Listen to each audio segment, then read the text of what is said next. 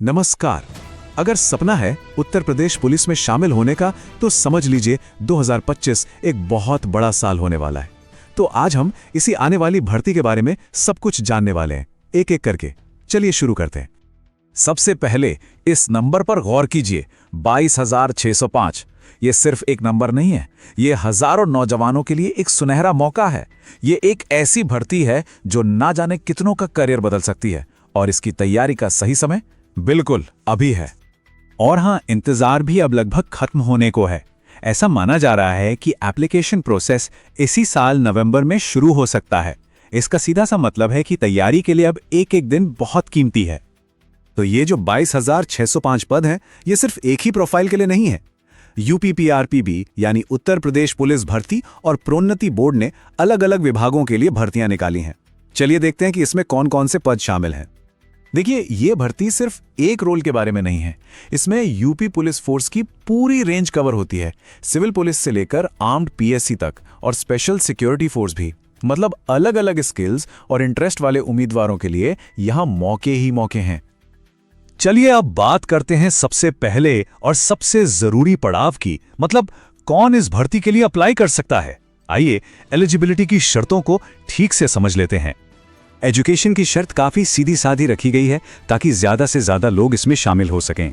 अगर किसी भी मान्यता प्राप्त बोर्ड से 10वीं या 12वीं पास की है तो समझिए कि पहली शर्त पूरी हो गई। उम्र की बात करें तो शुरुआती लाइन एकदम साफ है। इस बड़ी जिम्मेदारी को संभालने के लिए कम से कम 18 साल का होना जरूरी है। यहीं से इस प्रतिष्ठित फोर्स का हिस्सा बनने की दौड़ शुरू होती है। लेकिन मैक्सिमम एज लिमिट में एक बहुत ही दिलचस्प फर्क है।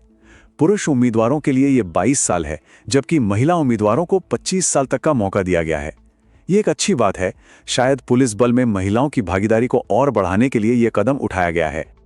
अच्छा, यहाँ कुछ और जरूरी बातें हैं। जो रिजर्व्ड कैटेगरीज हैं, उन्हें राज्य के नियमों के हिसाब से ऊपरी उम्र में छूट मिलेगी। और हाँ, ये भी ध्यान रखना जरूरी है कि ये सारी जानकारी पिछली भर्ती पर आधारित है। 2025 का जब ऑफिशियल नोटिफिकेशन आएगा तो उसमें कुछ बदलाव हो सकते हैं। क्वालिफिकेशन तो हो गई, अब बात करते हैं फिजिकल तैयारी की। भाई, पुलिस की नौकरी है तो फिटनेस तो सबसे जरूरी है। इसके लिए कुछ तय फिजिकल स्टैंडर्ड्स हैं जिन्हें पूरा करना ही होता है। पुरुष उम्मीदवारों के लिए मानक एकदम सटीक हैं। जनरल, ओबीसी और एससी कैटेगरी के लिए मिनिमम हाइट 168 सेंटीमीटर और एसटी के लिए 160 सेंटीमीटर। साथ ही चेस्ट मेजरमेंट में 5 सेंटीमीटर का फुलाव भी जरूरी है। ये आंकड़े बहुत जरूरी हैं, तो तैयारी से पहले इन्हें अच्छे से देख लेना चाहिए। महिला उम्मीदवारों के लिए भी हाइट के स्टैंडर्ड्स क्लियर हैं। जनरल, ओबीसी और एससी के लिए 152 सेंटीमीटर और एसटी कैटेगरी के लिए 147 सेंटीमीटर। यहां भी कैटेगरी के हिसाब से थोड़ी छूट दी गई है। तो मान लीजिए कि सारी एलिजिबिलिटी शर्तें पूरी होती हैं। अब आगे का रास्ता कैसा होगा? सिलेक्शन प्रोसेस कई स्टेप्स से होकर गुजरता है। आइए इसका पूरा रोड मैप समझते हैं। सिलेक्शन का ये पूरा प्रोसेस एक तरह से 4 लेवल का गेम है। सबसे पहले है दिमागी परीक्षा यानी रिटन टेस्ट। जो इसे पार करते हैं वो जाते हैं फिजिकल टेस्ट के लिए। उसके बाद होता है मेडिकल टेस्ट, और इन सभी पड़ावों को पार करने के बाद ही फाइनल लिस्ट में नाम आता है। एक बात तो पक्की है, सब कुछ रिटन टेस्ट से ही शुरू होता है। ये वो पहला दरवाजा है जिसे हर हाल में खोलना होगा। अगले राउंड में जाने के लिए कट ऑफ क्लियर करने के अलावा कोई दूसरा रास्ता नहीं है। रिटन एग्जाम में जो लोग सफल होते हैं वही अगले पड़ाव पर पहुंचते हैं, जिसे फिजिकल एफिशिएंसी और स्टैंडर्ड टेस्ट यानी पीईटी और पीएसटी कहते हैं। यहां दिमागी ताकत के बाद अब बारी है शारीरिक क्षमता को परखने की।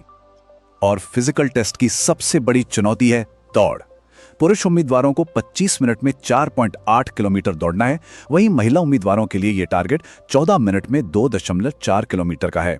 यह सिर्फ एक दौड़ नहीं, बल्कि स्टैमिना और इच्छा शक्ति का असली टेस्ट है। फिजिकल टेस्ट पार करने के बाद भी एक आखिरी पड़ाव बाकी रहता है, और वो है मेडिकल टेस्ट। वर्दी पहनने का सपना तभी पूरा होता है जब उम्मीदवार मेडिकली पूरी तरह से फिट घोषित हो जाए। तो ये है यूपी पुलिस कांस्टेबल 2025 भर्ती का पूरा खाका। मौका सामने है, रास्ता साफ है और मंजिल भी शानदार है। अब सवाल सिर्फ एक ही बचता है, क्या इस चुनौती के लिए तैयारी शुरू कर दी जाए?